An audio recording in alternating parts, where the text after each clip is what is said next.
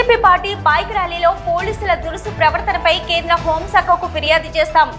ఏడాది పాలనలో ప్రజలకిచ్చిన హామీలను నెరవేర్చడంలో ప్రభుత్వ వైఫల్యాన్ని నిరసిస్తూ బీజేపీ చేపట్టిన శాంతియుత ర్యాలీని విజయవంతం చేసిన వారందరికీ ధన్యవాదాలు తెలిపిన బీజేపీ రామగుండం ఇన్ఛార్జి కందుల సంధ్యారాణి.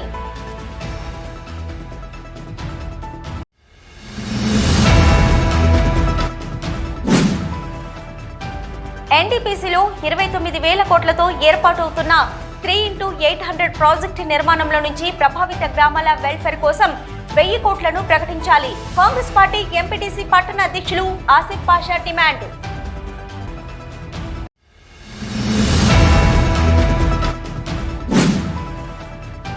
మాదిగ జాతిని జాగృతం చేయడంలో భాగంగా మాదిగ మిత్ర మండలి హడాక్ కమిటీని వేయడం జరిగింది.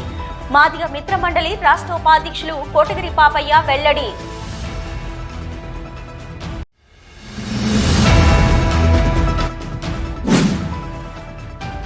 ఏఐటీయూసీ అధ్యక్షులు సీతారామయ్య మెడికల్ అన్ఫిట్ విషయంలో డబ్బులు తీసుకుని పని చేయలేదని ఇనుమల రాజమౌళి చేసిన దాంట్లో నిజం లేదు.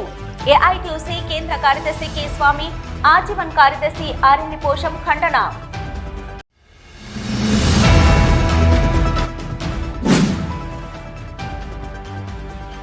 రైతులకు బేడీలు, అధికారులపై ముఖ్యమంత్రి రేవంత్ రెడ్డి ఆగ్రహం.